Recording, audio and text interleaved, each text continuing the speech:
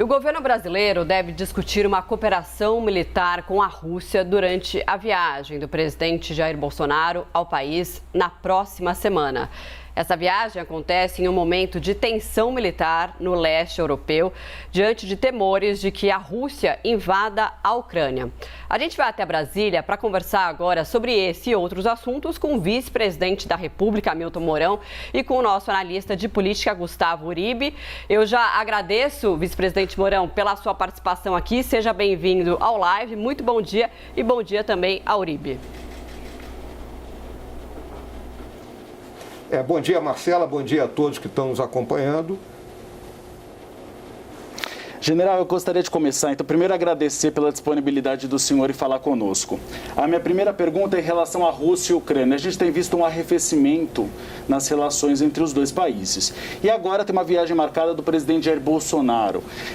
Já houve sinais do governo americano de que não seria muito bem-vinda essa visita neste momento. O senhor avalia que seria melhor o presidente adiá-la, ir em março ou no mês de abril, para não causar um constrangimento ou uma situação difícil com o governo americano? Olha, Gustavo, a questão da Rússia e da Ucrânia é uma questão histórica, né? A Ucrânia é o ponto inicial, vamos dizer assim, da civilização russa, se nós podemos chamar dessa forma.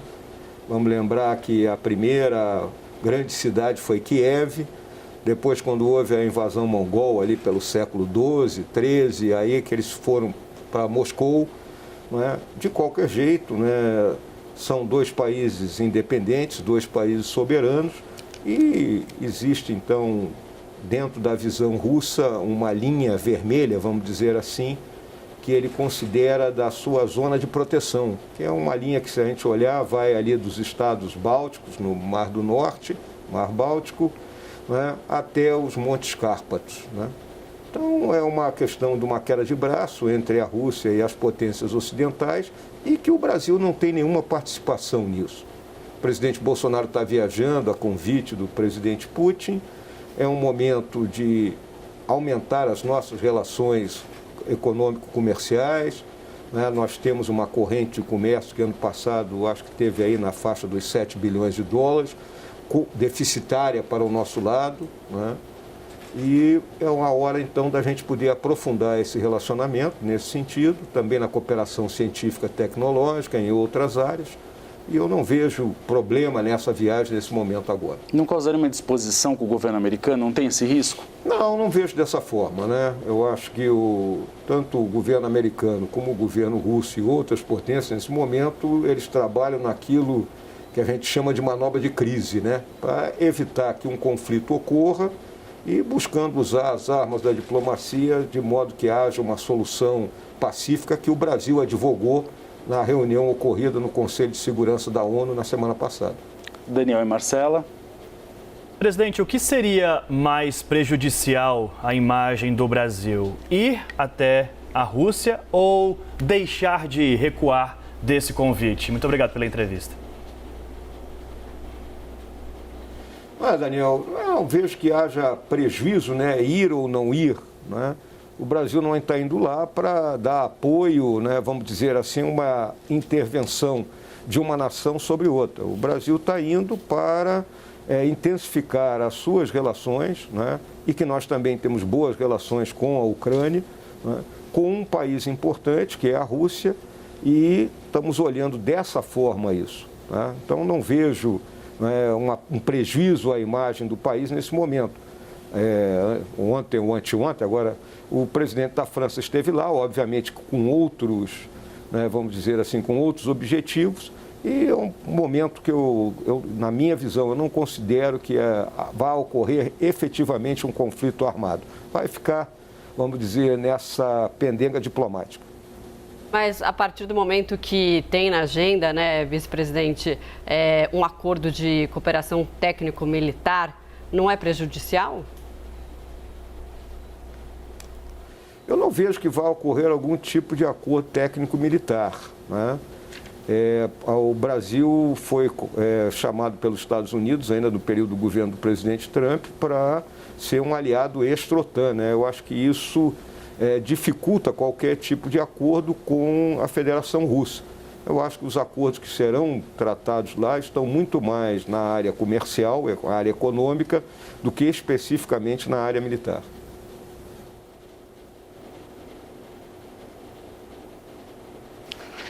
Agora eu gostaria de mudar de tema e falar sobre meio ambiente. O senhor é o coordenador, então, desse núcleo do governo federal em relação à proteção da Amazônia. Nós tivemos ontem o pior janeiro desde o começo do governo em relação a desmatamento e desmatamento ilegal. O senhor falou a respeito, sobretudo, da falta de pessoal para tentar combater o desmatamento ilegal. A gente lembra que o Brasil anunciou uma meta de acabar com o desmatamento ilegal até 2028. O que tem faltado, vice-presidente? O senhor acha que era necessário uma nova ação das Forças Armadas na região da Amazônia para tentar combater esse desmatamento? Olha, Uribe, na realidade, a questão do combate ao desmatamento, né, que está ocorrendo hoje, né, principalmente hoje, o grande desmatador aí no mês de janeiro foi Mato Grosso. Né? Mato Grosso abrangeu aí praticamente 1/3 do desmatamento ocorrido em janeiro. Em segundo lugar veio Rondônia, né? Em terceiro lugar o Amazonas e em último lugar o Pará, né? Vamos dizer assim. Esses 4 estados respondem por praticamente 90% desse desmatamento ocorrido. Então continua a ser aquela mesma área que eu chamo ali da área de, vamos dizer assim, do choque entre o avanço da população que mora no centro-sul do país e o bioma amazônico. É uma área que há muito tempo nós já colocamos que tem que haver o esforço do governo para combater a ilegalidade que vem ocorrendo ali. Eu não vejo que seja necessário o emprego das Forças Armadas, né? Tem que haver, vamos dizer assim, uma capacidade maior da fiscalização. O que eu sei é que o planejamento que nós temos um planejamento estratégico para isso, mas o planejamento operacional especificamente a cargo do Ministério do Meio Ambiente e do Ministério da Justiça, está avançando. Eles estão pretendendo colocar agora 10 bases fixas, né, nessa região, né, de modo que eles tenham uma capacidade de pronta resposta e intervir antes, né, que o mal seja consumado. Agora, a questão de zerar o desmatamento, aí eu vou usar uma linguagem militar, é conquistar e manter. Porque eu posso zerar o desmatamento ilegal esse ano, vamos dizer assim. Mas eu tenho que manter isso o tempo todo, né? Então nós temos uma meta, vou chegar a 2028, né, tendo zerado o desmatamento ilegal. Mas e dali para frente? Tem que ser mantido. Então isso é um trabalho constante. Deve haver um reforço de integrantes da Força Nacional ou do IBAMA para que você consiga controlar a situação? A Força Nacional está operando junto com o IBAMA e com o ICMBio, né, dentro de um acordo, né, que os dois ministérios fizeram. Eles têm uma operação chamada de Guardiões do Bioma, que inicialmente era destinada apenas ao combate às queimadas, tanto que nós fomos muito bem sucedidos no ano passado, tanto que nos falou de queimada ano passado, e eles estão transportando essa metodologia para o combate ao desmatamento. Daniel Marcela. Presidente, tocando no assunto eleições agora, há uma articulação de o presidente Jair Bolsonaro já definir um nome para ocupar o lugar do senhor na vice-presidência. A sinalização clara de que o senhor não deve continuar nessa chapa na disputa pela reeleição. Como o senhor avalia uma possível escolha do general Braga Neto para ser o vice de Bolsonaro? Olha, a escolha do vice, né, ela é feita sempre, na minha visão, tomando por base 2 grandes eixos, né? Um é a composição política, né, que vai fortalecer a chapa. E outro é o nome da confiança daquele que é a cabeça da chapa. Eu julgo que o ministro Braga Neto, né, ele tem um excelente relacionamento com o presidente Bolsonaro e é uma pessoa extremamente capacitada a ser o novo vice-presidente, né, junto com o presidente Bolsonaro. O nome está escolhido? Acredito que não. Até agora o presidente não anunciou, existem indícios, né? Mas indícios são indícios. Então, vou usar um velho aforismo aqui. Eu acho que nessa hora tudo pode, nada pode, depende. Vice-presidente, o senhor então, se não ficar na chapa do presidente Jair Bolsonaro, vai ser candidato? Olha, eu estou aí, né, avaliando, né, uma possível candidatura ao Senado. Há pressões para que eu concorra pelo Rio de Janeiro, outra para que eu concorra no Rio Grande do Sul. Né? Então, nos próximos 15 a 20 dias, eu vou definir isso, né, seja me colocando efetivamente para concorrer ao Senado e em qual dos estados terá a minha candidatura. O partido o senhor definiu será PP ou Republicanos? O partido, eu estou em conversas também com alguns partidos, né? Muitos vêm, né, se apresentar para fazer convite e eu tenho que avaliar, obviamente, né, dependendo do estado que eu for concorrer, a composição que será feita com o candidato a governador, porque ninguém concorre sozinho. Presidente, o senhor avalia que seria mais eficaz numa chapa de reeleição de Bolsonaro um nome de perfil militar ou um nome com melhor articulação e diálogo com o Congresso Nacional, como, por exemplo, a ministra Tereza Cristina da Agricultura? Porque o diálogo foi um dos pontos mais cruciais do governo Bolsonaro. O presidente Bolsonaro, ele sempre avoca para ele, né, essa questão do diálogo com as forças políticas que estão representadas dentro do Legislativo. É óbvio, né, que se ele escolher um quadro político, a exemplo da ministra Tereza Cristina, né, ele poderá ter mais facilidade e até atribuir, né, determinadas tarefas para ela. Presidente, o que poderia ter sido melhor na relação do senhor com o presidente Jair Bolsonaro, até para que vocês continuassem juntos na chapa, se isso de fato não acontecer? Olha, essa é uma pergunta assim tanto quanto complicada. Eu, da minha parte, né, sempre procurei atuar dentro dos limites de atuação que eu considero que um vice-presidente tem, no sentido de facilitar a vida do presidente Bolsonaro. Talvez algumas vezes eu não tenha sido muito bem compreendido, né, e tenha faltado talvez da minha parte eu mostrar isso mais claramente ao presidente. O resto eu acho que isso é questão de foro íntimo, né? Cada um, né, escolhe aquele que melhor lhe aprover. General, o senhor está na reserva hoje das Forças Armadas, mas ainda tem um prestígio muito grande. Pela avaliação do senhor, independentemente do resultado das eleições, as Forças Armadas irão aceitar o resultado e cumprir a sua ordem institucional? Olha, Gustavo, eu acho que isso não pode ser colocado em dúvida em nenhum momento, né?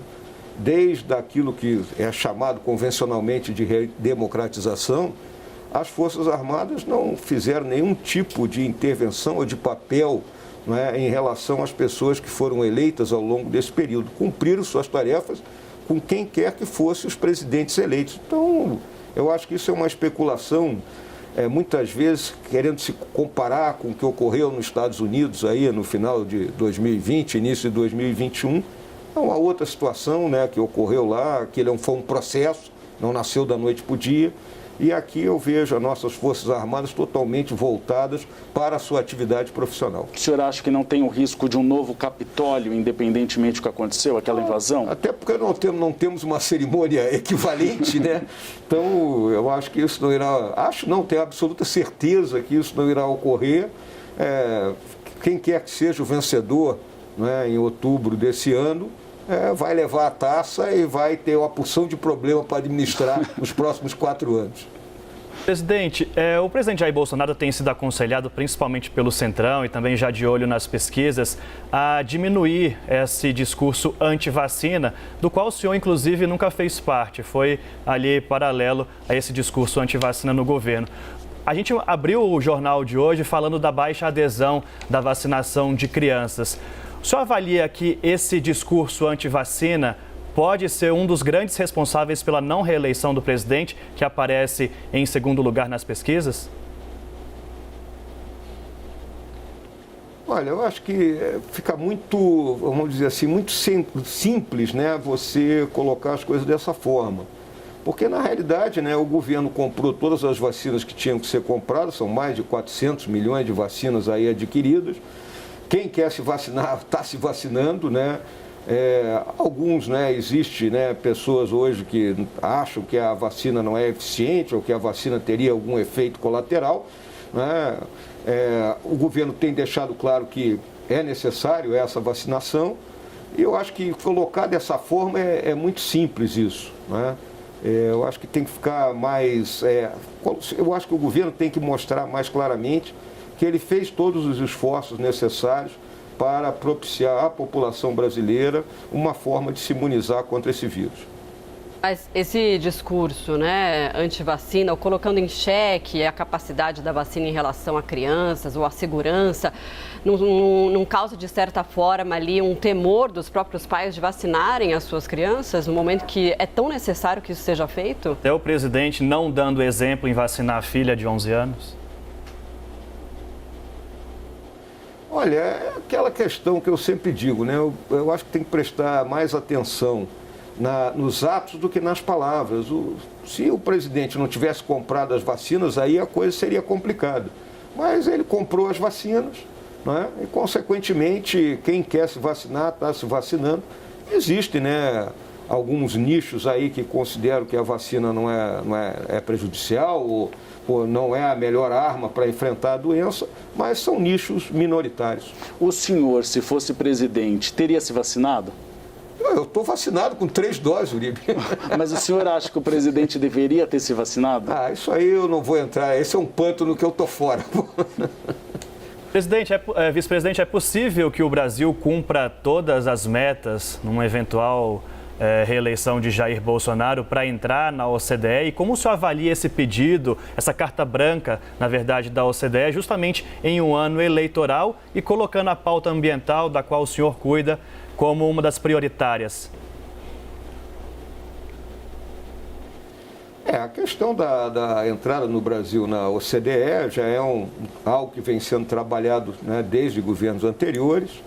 Nós já cumprimos, vamos dizer assim, em torno de quase a metade daquilo que são as exigências, né, para pertencer a esse clube. Um dos pontos principais é a questão ambiental, a questão da mudança climática, a questão da sustentabilidade é tema do século XXI. O Brasil, na COP26, ele mostrou muito claramente que está firmemente compromissado, com os objetivos necessários para que nós tenhamos, vamos dizer assim, façamos a nossa parte no sentido de impedir o aquecimento global. Eu vejo que quem quer, né, avançar nesse caminho vai ter que cumprir aquelas metas que colocou publicamente para o mundo inteiro, senão vai passar por alguém não confiável. Presidente, o preço dos combustíveis se tornou ali uma pedra no sapato, né, do governo federal, porque, claro, vem aumentando bastante nos últimos tempos. Qual que é a melhor saída nesse momento? Olha, a questão do preço dos combustíveis, né, eu acho que a parcela da população entende que o combustível subiu, fruto do aumento, né, do preço do barril de petróleo no mundo. Ele atingiu aí a marca de $90, né? Há pouco menos de um ano ele estava na faixa dos 50, né? Então um aumento expressivo. No nosso país combinou-se com a desvalorização do real, né? Se o real hoje o dólar tivesse R$1 abaixo, né, nós estaríamos numa situação mais confortável. E também a questão do combustível fóssil, né, no mundo inteiro vem encarecendo aí o preço dele, porque é um dos itens principais nessa mudança, né, para enfrentar a mudança climática, nessa transição energética. Eu falo isso assim como preâmbulo. Então, aqui no nosso país, né, nós temos que adotar algumas medidas no sentido de, pelo menos, proteger aqueles que estão mais vulneráveis, né? Então, eu estou muito ao lado aí do que pensa o ministro Paulo Guedes, né, que seria, por exemplo, uma redução do IPI, que favoreceria a indústria, seria um custo que estaria equilibrado entre União, estados e municípios, né, e aí teria uma renúncia fiscal aí na faixa de uns 20 bilhões de reais, e acrescente-se mais alguma coisa aí para a questão do Vale Gás, né, da população mais carente, e eu acho que estaria algo que o governo poderia suportar sem causar, né, maiores problemas aí para o já combalido equilíbrio fiscal e também para a inflação. Há uma crítica das duas PECs apresentadas, que seria uma delas uma PEC kamikaze, porque preveria aí uma questão de 100 bilhões de renúncia fiscal. O senhor acha que esses valores são exagerados, que a solução não passa por medidas que tragam essa possibilidade, por exemplo, de burlar a lei de responsabilidade fiscal? Eu não vejo nem dessa forma, viu, Uribe? O que eu vejo é que, como foi bem colocado pelo Banco Central na sua ata, a ata do Copom, né, ela coloca, tá bom, eu vou ter uma medida agora de curto prazo, vou ter um alívio de curto prazo, mas depois vai vir uma bomba fiscal que vai estourar nas costas ou do próprio presidente Bolsonaro, né, numa reeleição dele, ou no outro presidente. O governador de São Paulo, João Dória, tem defendido a privatização da Petrobras caso ele seja eleito. O presidente Jair Bolsonaro já abordou esse tema. O senhor acha que passaria pela privatização da empresa ou não? Eu não vejo que seja a privatização da Petrobras o, vamos dizer, o nó górdio do problema de combustíveis aqui no Brasil. Vamos lembrar que nós exportamos petróleo bruto e importamos combustível, e isso é uma das razões do encarecimento do combustível aqui dentro do Brasil, né? Porque nós não temos capacidade de refino. Então, esse é que é o ponto focal, né? Se a gente realmente tivesse privatizado efetivamente a nossa capacidade de refino e com investimentos aqui, e o investimento só vai vir se houver confiança e segurança jurídica, né? Aí nós conseguiríamos romper essa bolha do preço de combustível. E lembrar sempre uma coisa, Uribe, nós temos um combustível que é o etanol, que é um combustível verde e que pode ser realmente a grande solução para tudo. Presidente, tocando ainda no tema eleições, as pesquisas têm demonstrado o ex-presidente Lula em vantagem em todos os cenários. Aqui em entrevista à CNN, o ministro Ciro Nogueira disse que o Lula de 2022 é muito pior do que o Lula de 2002. Como o senhor avaliaria um eventual novo governo petista capitaneado por Lula? Olha, essa é uma pergunta que o cara tem que ter bola de cristal, né? Porque algumas das declarações que estão sendo feitas aí, ainda em período de pré-campanha, são declarações um tanto quanto, vamos dizer, bombásticas e que só vão piorar a situação que nós estamos vivendo. Né? Como o caso da revisão da reforma trabalhista, a questão do teto de gastos, né? Então, eu acho que muita coisa agora está sendo dita assim da boca para fora e não como um programa de governo realmente eficaz e eficiente. Eu vejo esse cenário das pesquisas. Repetir. O senhor vê esse cenário das pesquisas como de momento ou que pode mudar daqui a um tempo, quando o cenário eleitoral de fato se configurar? Olha, eu sempre lembro que em 2018, né, no início ali, o presidente Bolsonaro perdia até para o Pato Donald se fosse candidato, né? Então, eu acho que nós temos que esperar ainda esse rio, né, avançar um pouco para a gente ter uma ideia do que vai efetivamente ocorrer em outubro. Agradeço, então, a entrevista do vice-presidente Hamilton Mourão, aqui à CNN Brasil, ao Live CNN. Muito obrigada, vice-presidente. Até uma próxima. Obrigada também para você, Uribe. Muito obrigado. Um grande abraço aí para vocês, hein?